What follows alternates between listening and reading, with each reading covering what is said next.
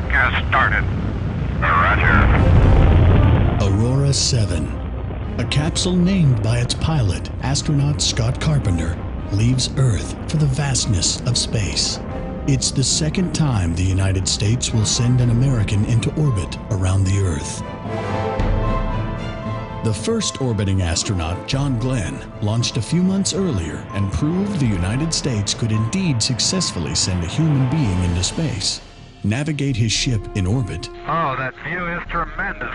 and come home to a predetermined spot on the planet. However, could NASA do it again? And if so, what difficulties might an astronaut face with a more rigorous experiment schedule on board? These and other questions await answers from Aurora 7.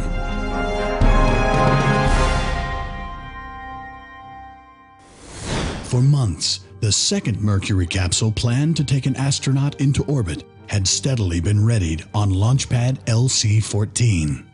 Spacecraft number 18, fresh from McDonnell's assembly line in St. Louis, Missouri, has been placed above an Atlas D rocket and painstakingly readied for the next opportunity to leave Earth. The official mission objective is simple: corroborate man in orbit. The task, however, was anything but. It would be complex, sophisticated, and potentially dangerous. Project Mercury, named for the mythical speedy messenger of ancient Roman gods, was selected as the program name to take American astronauts likewise speeding into the heavens. The mission would be to study the physiological and psychological effects of space travel on the human body. In total, 20 Mercury vehicles were built and delivered to NASA at Cape Canaveral, Florida, between January 12, 1959 and May 16, 1963. Of the 20, 6 carry astronauts for a total 54 hours of flight time in space. A huge feat for a spacecraft the size of a Volkswagen Beetle.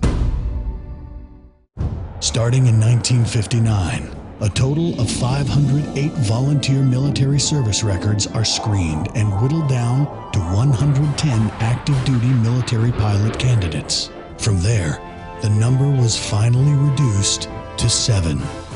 The Mercury 7, as they would be known.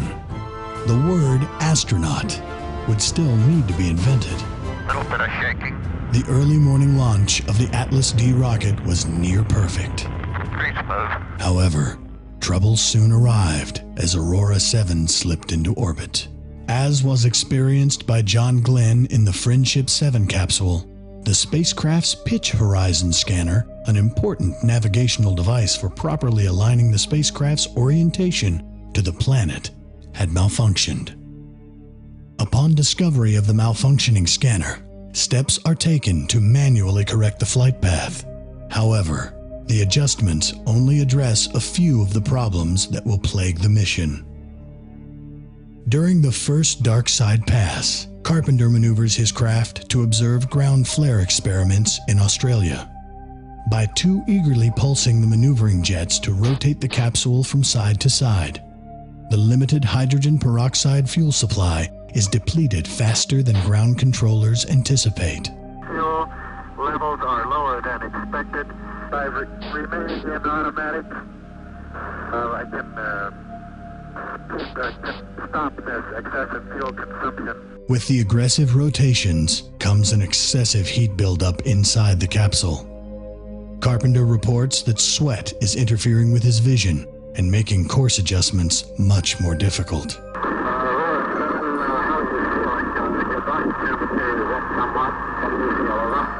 Last time around, someone told me it was 102.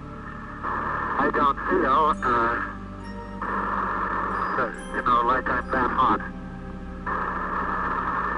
Cabin temperature is 101. NASA flight doctors note a spike in Carpenter's body temperature. We are reaching 102 right now.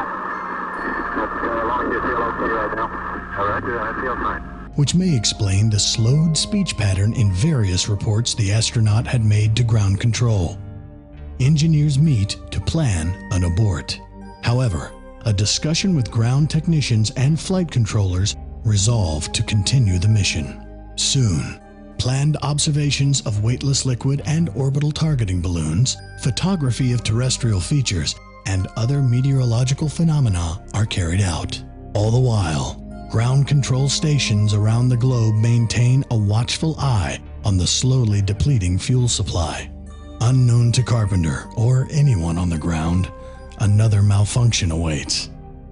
A timing mechanism for the retro rockets attached over the ablative heat shield and key to slowing the capsule for re-entry is not working properly.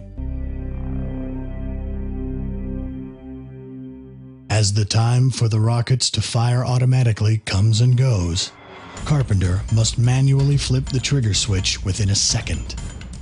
2 seconds later, the light of the 3 rockets illuminate the night. You have to use attitude bypass, man, and manual override. All right.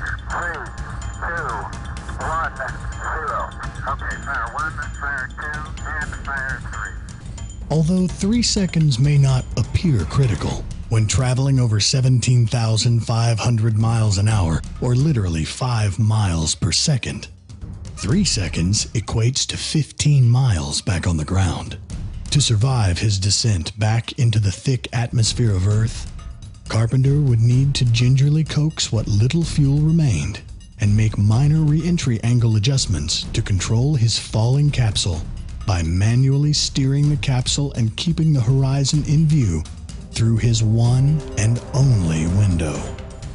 G-forces last longer than originally expected on the descent, but they are welcome as it means aerodynamic pressure is being exerted against the capsule and helping to keep an even trajectory on the way down. At 120,000 feet, Carpenter exhausts the very last of his fuel controlling the plummeting capsule. If he failed to do so, the capsule might have toppled completely 180 degrees and face topside down. Such an occurrence would point the drogue parachute in the wrong direction and snap the capsule back around so violently that the chute could be destroyed or severely injure Carpenter. Oscillations become worse, and the capsule begins to sway through a 270-degree arc, almost a full circle. Carpenter has no choice but to manually deploy the drogue chute early at 26,000 feet, 5,000 feet higher than anticipated, to stabilize the craft. He holds his breath as the 6-foot drogue comes out.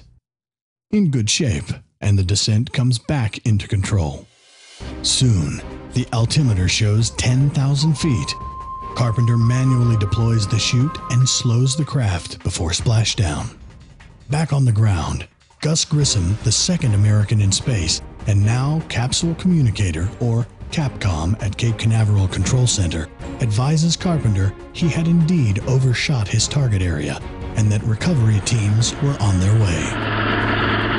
Approximately 45 minutes after his splashdown, 1,000 miles southeast of the Cape, planes from the USS Intrepid spot his location. 2 rescue swimmers soon leap from orbiting helicopters to ensure Carpenter is safe, and then proceed to secure a flotation collar to the bobbing capsule. A few hours later, the second American astronaut to orbit the Earth arrives aboard Intrepid, and then to Grand Turk Island for debriefing. Carpenter is later awarded the NASA Distinguished Service Medal by Administrator James Webb during a ceremony held at Cape Canaveral on May 27, 1962, on behalf of a grateful nation. His successful mission to carry out important tests and experiments will ultimately show the Mercury spacecraft system can be improved and become a stable and safe capsule for other manned orbital missions to follow.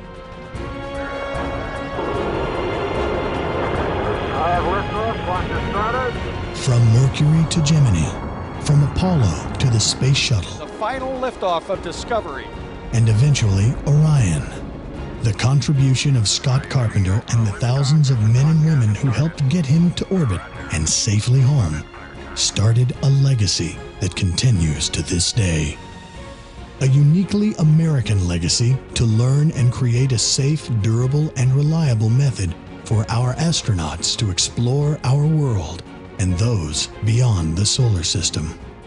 However, it is only a small part in the larger effort to pioneer the future in space exploration, to lead scientific discovery, and pursue aeronautic research here at home. Aurora 7, a critical step on the path to where we will walk